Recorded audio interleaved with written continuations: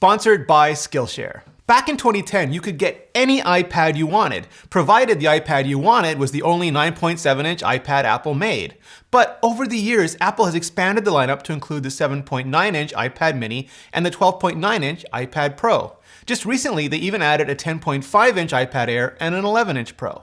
So now the iPad is spread across 5 different models and price points, and that's not even counting options like cellular or storage, or even finish that makes up all the different SKU. That's industry slang for stock keeping unit, but whatever. My point is, you have a lot of options now, and it can seem complicated, maybe even overwhelming if you're looking to upgrade or buy in for the very first time. But stay with me, because it's actually really simple to hone down to that one iPad that's perfect for you. I'm Rene Ritchie, and this is Vector. First, quick note, I'm skimming over a lot of the details here, so for far deeper dives, check out my specific reviews for all of these iPads, links in the description below. And while you're there, hit subscribe and hit that little bell dingus so you don't miss the next batch of reviews. Okay, so picking your next iPad. Apple used to do grids, but I prefer flows. You start at the beginning and you stop where it makes sense. So if you just want an iPad you can take pretty much anywhere and do pretty much anything with, then you have the new normal, the new baseline, the new 10.5-inch iPad Air, starting at $499.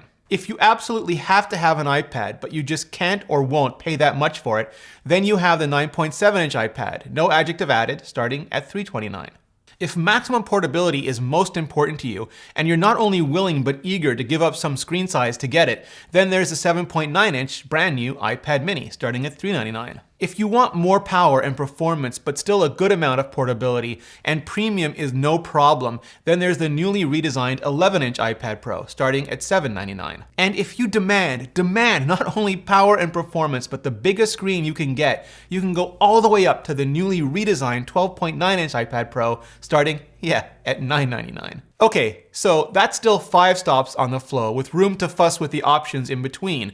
So let's dive just a little bit deeper. If you need an iPad and that's all you really know or care about, if you're just starting out with tablets or looking to upgrade after a few or many years, if you just want to be able to do everything that an iPad can do, from reading to watching to communicating to working to playing, get the new iPad Air. It's got a 10.5-inch wide gamut Retina display with True Tone ambient color temperature matching, which is slightly bigger than the original iPad. It also comes with Apple's A12 Bionic chipset, the same one in iPhone XS, 3 GB of memory, a Lightning connector, Touch ID biometric fingerprint sensor, 2 stereo speakers, a 7-megapixel 1080p front-facing camera, and an 8-megapixel wide-color f2.4 also 1080p rear camera. You can get it in silver, space gray, or Apple's current coppery gold with 64 or 256 gigabytes of storage, and with just Wi-Fi or with Wi-Fi and cellular, so you can connect or share that connection from anywhere. It's also compatible with Apple's first generation pencil, Logitech Crayon,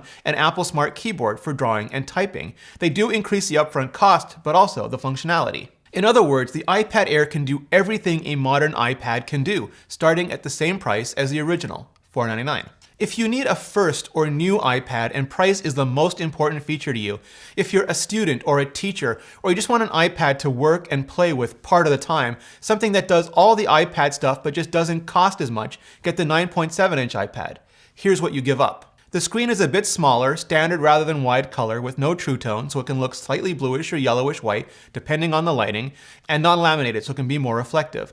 But it's also every bit as high resolution, and even though it's physically smaller, it's ever so slightly heavier than the Air. It also has an older A10 Fusion processor, same as the iPhone 7, 2 GB of memory, a Lightning connector, Touch ID, 2 stereo speakers, a 1.2 megapixel 720p front-facing camera, and an 8 megapixel standard color f2.4 also 1080p rear camera.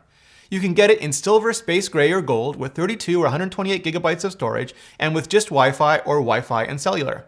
It's compatible with the first generation Apple Pencil and Logitech Crayon, but not the Apple Smart Keyboard, though you can get third-party Bluetooth keyboards for it. And here's what you get. First, foremost, and almost exclusively, savings. Sure, you get less, but if you don't need more, you're also gonna pay a lot less, starting at just $329.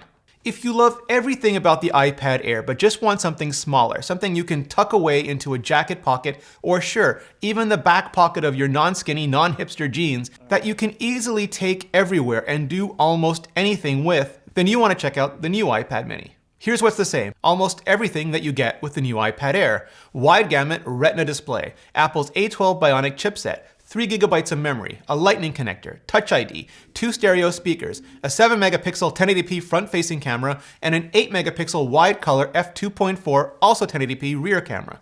And yeah, you can also get it in silver, space gray, or gold with 64 or 256 gigabytes of storage, and with just Wi-Fi or with Wi-Fi and cellular, so you can connect or share that connection from anywhere. And it's also compatible with the first generation Apple Pencil and Logitech Crayon, so you can do all your drawing, markup, note-taking, and precision editing. But here's what you give up. It just doesn't have a smart connector like the Air, so you can't get a tiny smart keyboard to go with it, though it'll still work with any standard Bluetooth keyboard. And here's what you gain.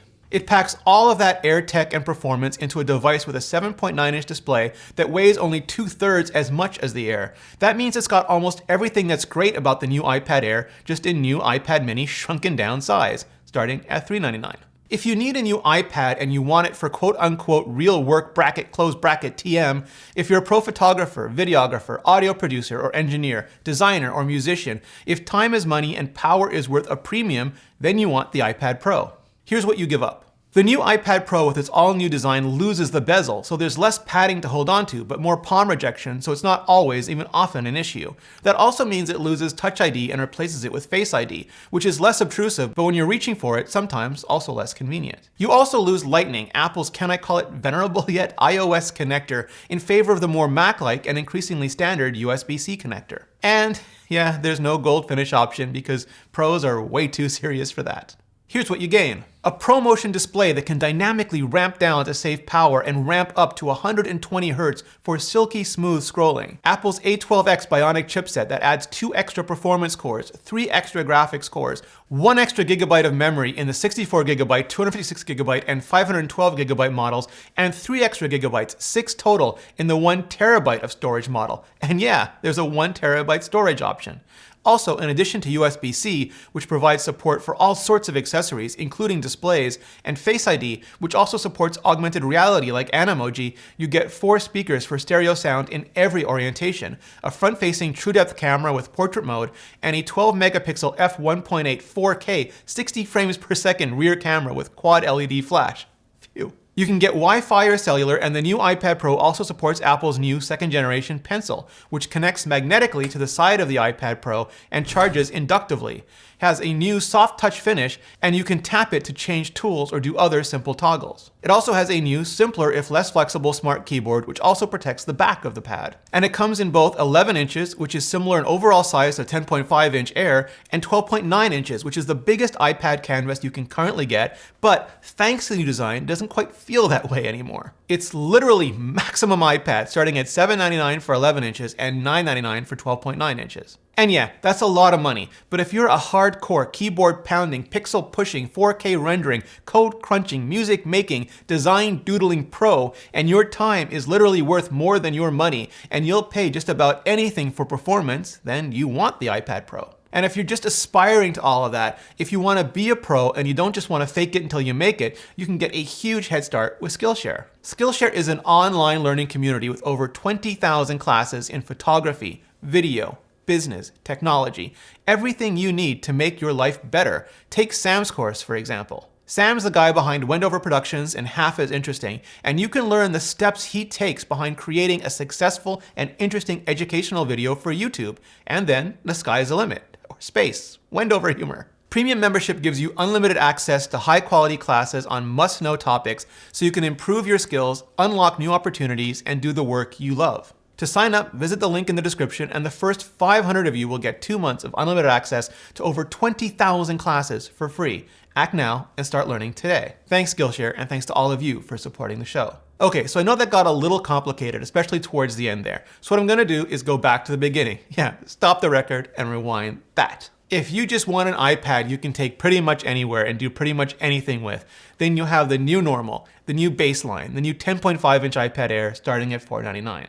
If you absolutely have to have an iPad, but you just can't or won't pay that much for it, then you have the 9.7-inch iPad, no adjective, starting at $329. If maximum portability is most important to you, and you're not only willing but eager to give up some screen size to get it, then there's the 7.9-inch brand new iPad mini, starting at $399. If you want more power and performance, but still a good amount of portability, and premium is no problem, then there's the newly redesigned 11-inch iPad Pro, starting at $799. And if you demand not only maximum power and performance, but the biggest screen you can get, you can go all the way up to the newly redesigned 12.9-inch iPad Pro, starting at $999. At least that's how I'm breaking them down and recommending them to everyone who asks. But I'd love to hear your thoughts, so hit subscribe, it really helps out the channel, and then hit up the comments and let me know which of the current iPads, if any, gets your rec. And thank you so much for watching.